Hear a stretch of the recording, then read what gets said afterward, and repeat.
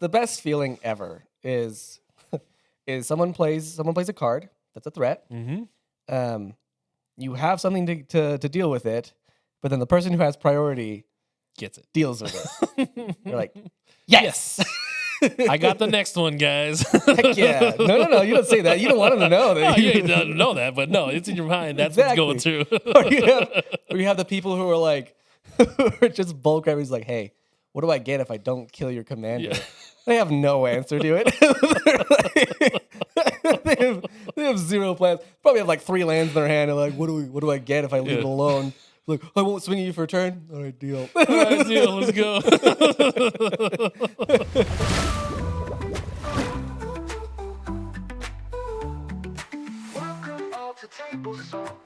Welcome back, everybody, to another episode of Table Salt. That is Jake. I am Kenny. Today, we are going to chat a little bit about threat assessment and how he does it a lot better than I could ever imagine. Yep. I do. This is true. Before we get into it, make sure to like, share, subscribe, hit the notification bell. We release these videos every week. We sure do have a fun time doing this, and we'd love to have you guys join us. Yes. And then also, we are make sure that you subscribe, hit the notification bell, because we are releasing our very first gameplay video. Yay! We have a couple awesome guests coming next week. It'll even be Halloween themed. That's right. I don't even want to know what your costume's going to be. Well, I have thought. I've put a lot of hard thought into it, and I mean, this is a scary enough look as it is. So we'll probably just go with this. Yeah, sounds good. So with the gameplay episode next week, we won't have a regular episode, but we still will have our salty takes. So make sure to check out for those. But yeah, on to the episode. Okay. Well, with that, let's get right into it. As you and I have played many a times, Yep. you have realized that threat assessment is not something that we do. I mean, we've on previous episodes had conversations about my rule set. Rules are rules. We say that quite often. Yes, we do. You don't agree, but I don't care. And there's that. So as far as threat assessment goes, what determines a threat assessment? What determines the threat assessment? Well, see, Kenny, you see a threat and you assess the threat, and then you go from there. How do you determine? Oh, how do I? Okay. How do you determine? Because exact same way. No. Yeah, it just varies. Yeah, like you get used to playing with certain people, certain pods. You see certain cards. We were just chatting about this last week about how a lot of the decks are pretty similar now. Yep. And so you kind of get used to seeing similar powerful cards. Like obviously some powerful cards you see a tutor, you're like, oh, there's some indicators. Yeah. that any blue player. if they're a competent deck builder, like they're probably gonna have some threats in there. And obviously different archetypes will have different threats. Like some archetypes, the more things on the board, the more threat they become. Yeah. Other archetypes, it's just one specific card that's really good. Like you don't want to see 1,000-Year Storm hit the battlefield in a Storm deck. You're right. Like there's just they don't need to have a lot on there, but that's as soon as that hits down, you're like, oh crap. And you have your Smothering Tides and your classics, your classics, Ristic Studies, just things that are like really good that get you a lot of value or that are detriments to the rest of the table, or just things that you taking all that information to threat assess, which is I know something that you just completely block out of your mind and just do whatever you want anyway. Well, again, we have rules, and it's not necessarily that I don't care to threat assess because I go into every game. We kind of touched on this before we went on. Is I want to be the threat. Yeah. I want to. I let everybody know my intention on building a deck is to mess with your gameplay. I can win. It's really hard. It's very difficult, but that's not my main goal. My main goal is to make everybody else's decision tree a little bit more different. I don't care for linear gameplay. I don't like creatures at all. And they say, what is it? 75% of these games are decided with combat damage. I don't care particularly for combat damage. I don't like creatures at all, and so board wipe tribals and fog tribals. I love those cards. I can take off all your threats. I want to be your problem. Yes, which is usually you succeed. usually you'll play a card, and we're like, Kenny, why? Yeah. Because you will. It's not the fact that you're just like you're furthering your game plan. It's you played a card specifically to make yourself a target without any. It's not my intention to be a target, but I let you know that I should be. Like when I tell you I'm going to fetch Nature's Revolt, you should be aware that Elish Norn is coming down to wipe your lands, and then I'm going to have a good time after that. And so, like, I'll let you know step by step because I want you to know that I am your problem. Yeah, you do that well. So, so when it comes to threat assessment, I don't do it. I don't need to. Yeah, threat assessment is somewhat of a skill. Not saying you don't have that skill, but It's 'cause- yeah, I don't. you can choose to ignore the developing of that skill. But it's not an easy thing at all times to do. And so when you're thinking about like everything that comes together to help you threat assess, there's so much information that you don't necessarily always have. Which can make it more difficult. But you can have information like if you've seen the commander before, if you've played with this person before. Like I'm really good at threat assessing Kenny, and my threat assessment goes like this. Oh, I'm playing with Kenny? Okay. I'll kill Kenny first. That's basically how it goes. Telepathy turn 1? Oh, crap. Oh my God. Yes. So threat assessment will just vary. It doesn't vary too far. It's me. Yeah, not when you're in the pod, but you know.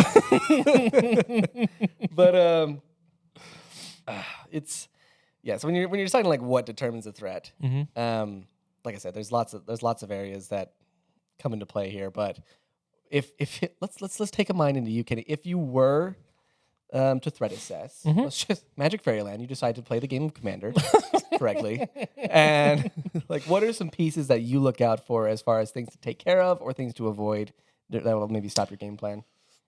So for me, I prefer to be more reactive than proactive.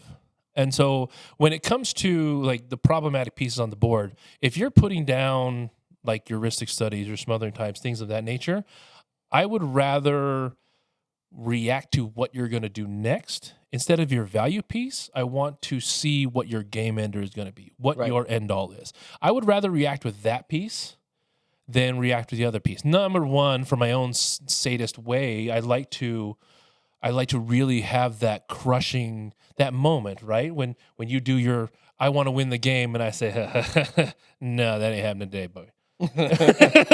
It's just more gratifying to me to be able to do that. And then obviously, like a lot of my decks are designed to prevent me from losing. Yes. Yeah. And I know that's going to sound weird to a lot of people out there, but like pillow fort decks exist. Pillow fort decks do exist. And so I if you're going to be targeting my stuff, I have the ability to defend myself. I really don't care what else happens to the rest of the table. Again, I'm trying to be your problem, and I have to be able to defend myself when I become that problem. Right. You're more of a don't counter vampiric tutor. You counter what they tutor for. Exactly. Yeah. Exactly. Yes. Everyone should do that, by the way. Yes. Don't counter the tutor. Yeah. Make them waste a tutor and then counter whatever they play. Yeah, exactly. Because usually when they do the two, like vampiric tutor's 1. Whatever they're tutored for might be a 5 or 6. Just make them waste their resources on that larger thing. As obviously that the one thing they fetched is going to either enable the gameplay to go further in their direction or win it. Period. Right. You don't want to mana drain a vampiric tutor. That feels bad. That's a terrible idea. Terrible idea. Don't do that. Don't do that. So, what are some things that make threat assessment difficult? Like, why don't more people do it? Why are not people more like able to do it?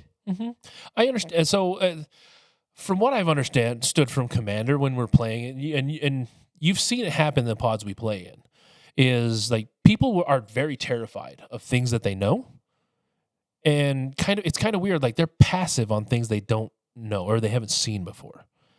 And so, like, if they see your commander or they've seen your something XYZ card do something that is detrimental, they will react in a negative way towards that card. Right.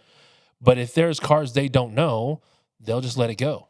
And those are the cards that I love to play, and they just don't bat an eye, and then they wonder why I'm doing it and what's making me do all these things. Why am I discarding my hand every 3 turns? Why am I losing life every time I point at somebody? You know, that's just human nature. And well, it's not. I mean, I agree with you, but it's also you have very limited resources in a game of Commander. Agreed. Because you have 3 opponents. Like Mm-hmm. you want to make sure that if you're removing a threat or protecting against a threat, you want to make sure it's worth the resources invested for it. Agreed. And so for things that you're not aware of, Mm-hmm. you probably don't know to protect against that or to, hey, don't let this hit the table. And so you hear a lot of people who like when you and I are playing, you'll play a card, Yeah. or like people who don't see Cody ever. It's a great card. Cody enters, Play Cody. and I remove Cody. People are like, "What the heck was that for?" Like, it makes it so he can't play permanents. I'm like, he doesn't need to. So true. It's the truth. It's not that good, but like, so you have other people who have that bad experience. But if you're not familiar with the game plan, you don't know what to protect against. Exactly. But I mean, and that is like when it comes to Commander, you kind of have an idea. Like your Commander should, for the most part, will give you a path to success. Because that commander is always recastable. You can make sure that you're doing whatever that commander does, right? And so that kind of gives you an idea, but I'm going to take myself out of this whole thing because it's always weird. We're never, like, my commander's usually there for colors. That's basically it. And so if you take my example out of there, a lot of people, especially the new players, don't really know what to expect out of a commander.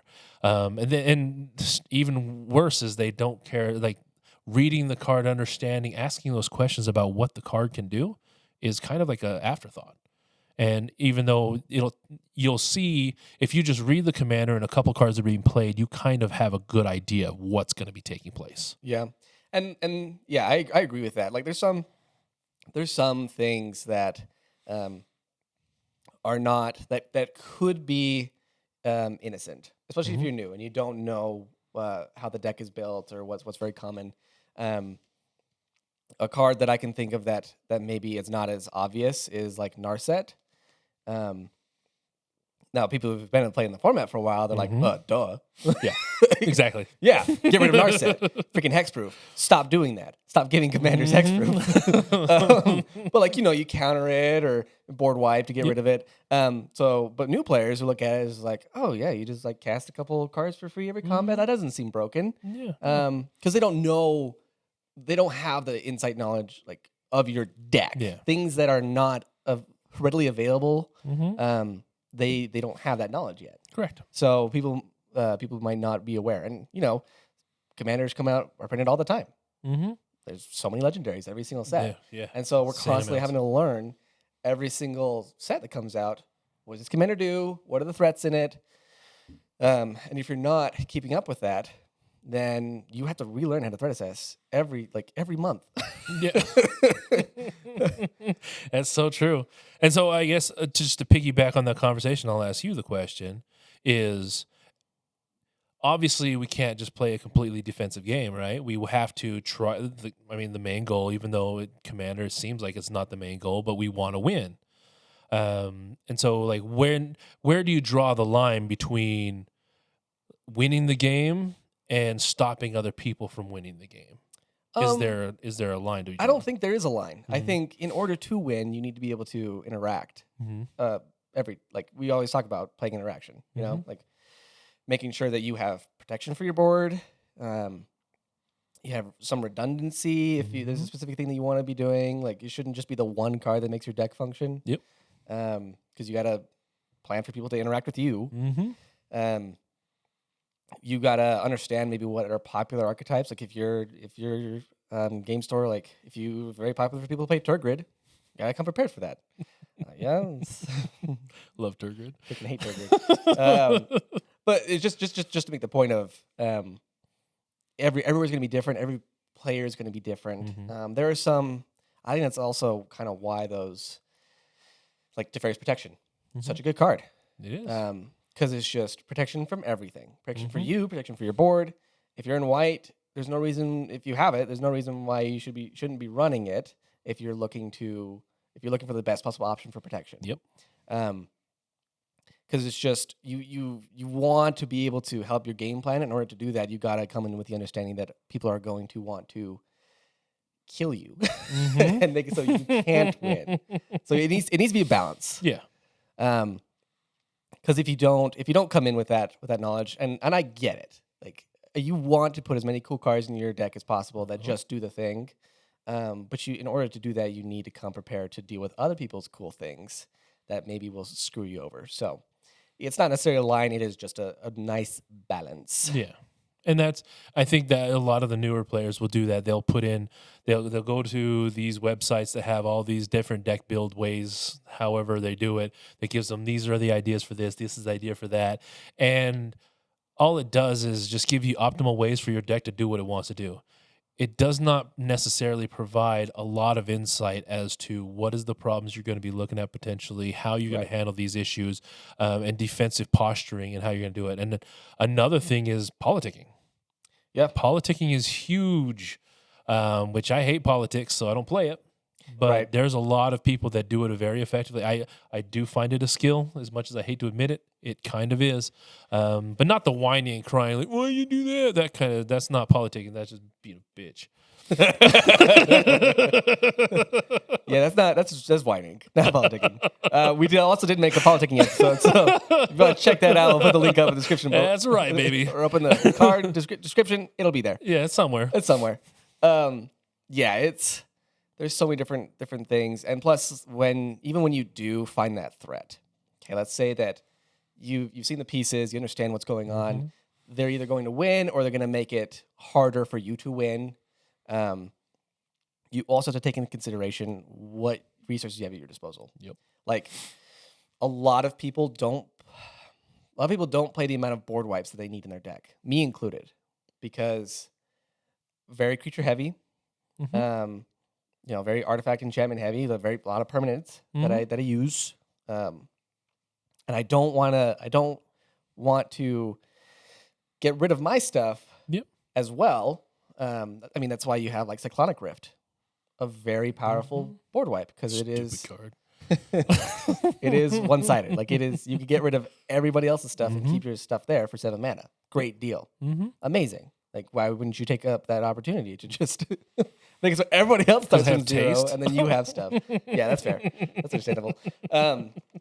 But yeah, so like you using your own resources to get rid of threats not only paints a target on your back. Yep.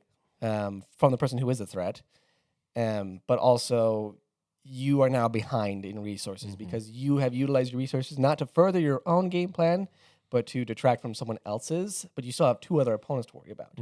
So that's why Commanders kind of turned into this game of efficiency of trying to find the cheapest, like Swords to Plowshares is great card, the most popular card in Commander. Yeah, 1 mana, accessible. 1 mana, it gets around and indestructible.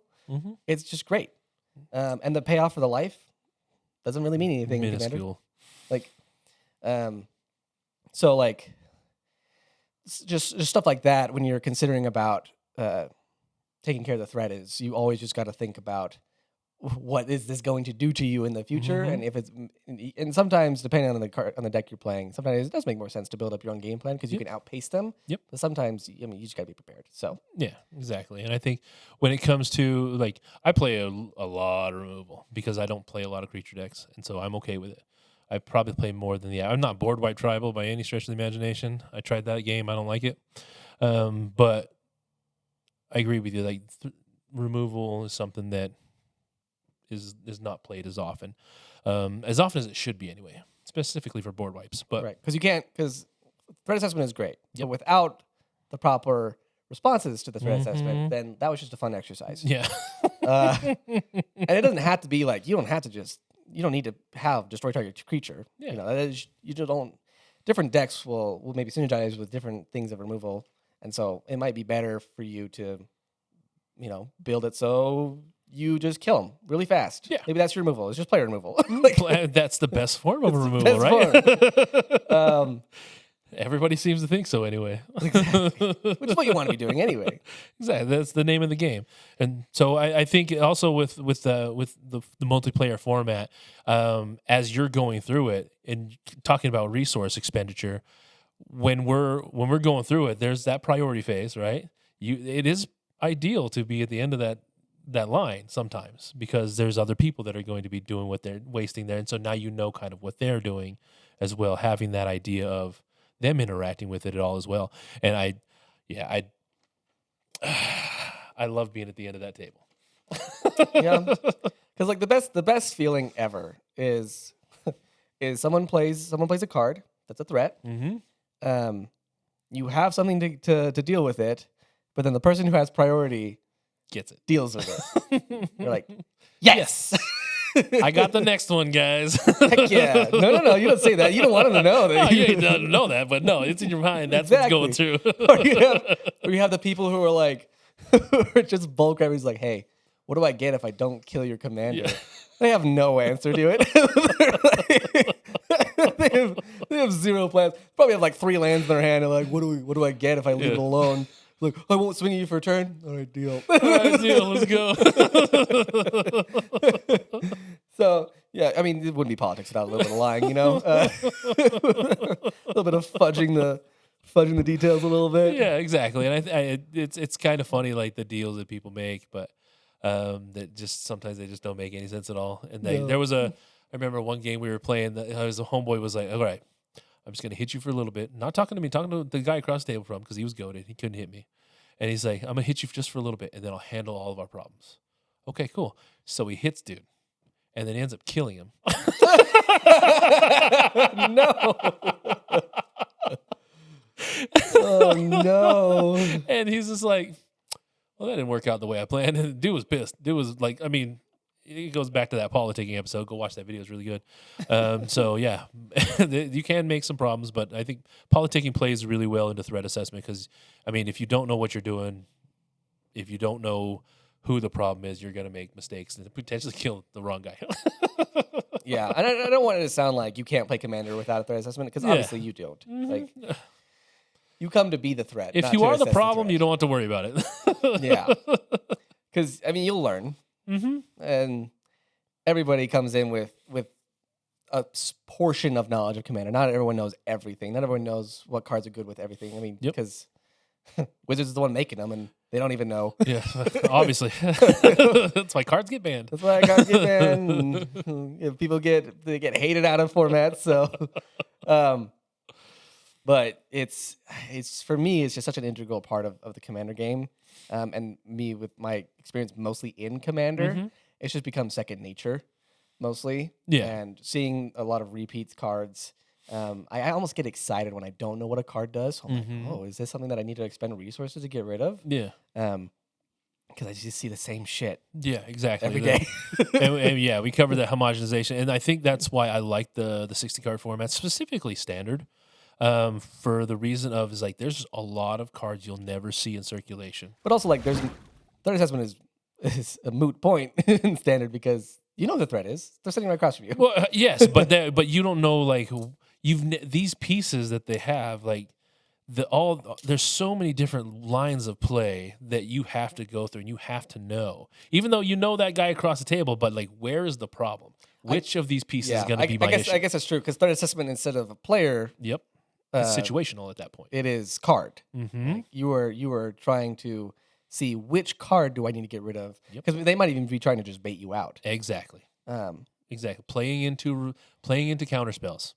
I don't like to do it, but I have to do it. And so, I know it's there. So just play this, play that, play this, and hope and pray that something terrible gets countered. Not the one I really want to stick gets countered. Right. And so it's a little different in 60 card formats because you have to know like just so much how cards interact with each other.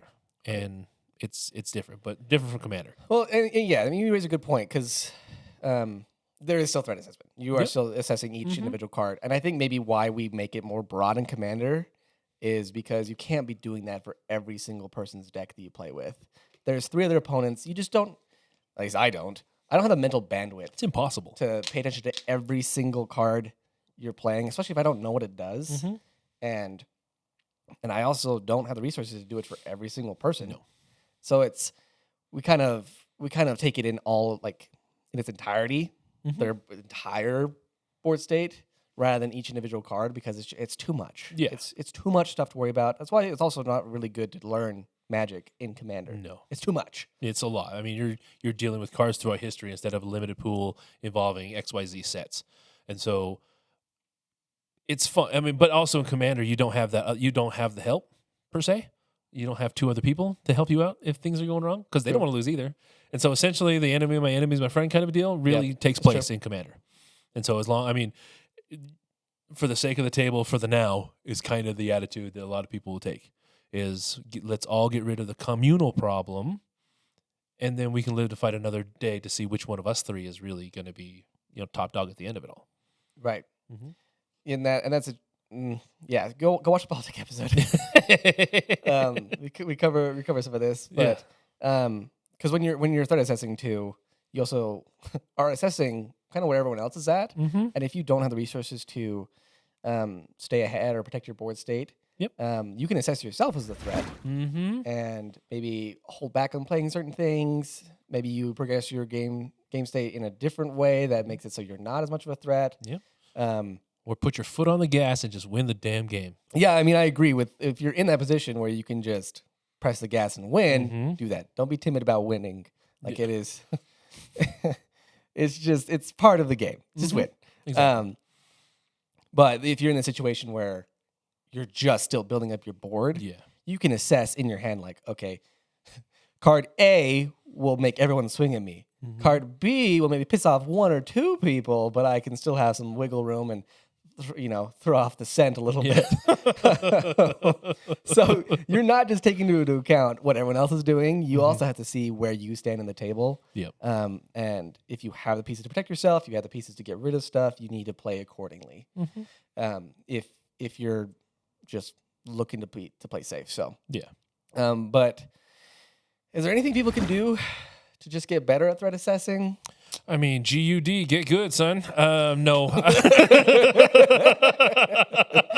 No, as far as threat assessment goes, I am not your guide, your guru on that. I should have asked you. Yeah, I am the threat. Just 100%. So that you know every time you see it. If you ever see this ugly mug across the table from you, I am your problem. And it's intentionally built that way. So as far as threat assessment goes, I don't have my rules are rules. If you have the most life, you get attacked. If you're across the table, you get attacked. Whoever has the less defenders gets attacked in that order. And any deviation, you can call me a liar, but I can guarantee I won't deviate from those because I am the problem at the table. Yeah. Just besides practice, I don't really know anything else. One thing I will say though is if you do know how to threat assess pretty well, and there's someone in your pod who doesn't, do not shame them for maybe making uneducated decisions. Or just decisions you don't agree with. Like let people threat assess how they want or how they know. You can help, but do not get mad or shame them. Like that just does not make for a good play experience. No. Like I've had that happen to me, especially starting out. Like I'll reveal I have a counter spell or say that I'm going to counter something, and then I go to counter something, and they're like, well, don't do that, do this. I'm like, well, no, I think I'm going to counter this, and then people are just pissed at me. It doesn't feel good. No, it doesn't. And I think the RCQs taught me this is like when it comes to something that's questionable, your opponent is usually not the best source of information because there's a good chance they don't want you to play right. And so they might just be feeding you a line so that you'll make a bad decision, or feeding you a line that will get you to do something that will enhance, and advance their board state. These are the types of things that when it comes to threat assessment, it's you can't take their word 100%. I mean, you may not know what's going on, but at the same time, you may not know that they're telling you exactly with your best interest what to do. Right, because it's not necessarily like they're lying to you. No. But they are your opponent. Like, they don't want you to have all the information. Like, it's like, oh yeah, you should probably counter this because I was actually just trying to bait it out so I can play my bigger threat. Like, they're not going to tell you that. They're not going to say that. No.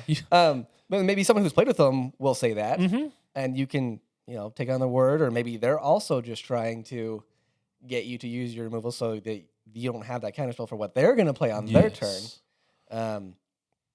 So it's just play the game. It's okay if you're not perfect at threat assessment. Even if you've been playing it for years, like I'm still learning. Yeah. Every new set that comes out, I'm like, what does this do? Is this a threat? Should I remove it? Every set, there's so much stuff. Every set, and with the new sets, it's 9 times out of 10. Yeah, it's probably a problem. So I've started to put like 40 pieces of removal in my decks now these days because it's just ridiculous. every single thing. What is it? Okay, I'll get rid of it. What is that? All right, I'll get rid of it. It's ridiculous. Things you learn as you play, dude. Things you learn as you play. Is that Miss Bumbleflower? All right, I'll counter it. Like, I don't know why you're so obsessed with Miss I Bumbleflower. freaking hate Miss Bumbleflower. It's anyway. I don't know what to get. Yeah, watch the politics video. Talk about Miss Bumbleflower.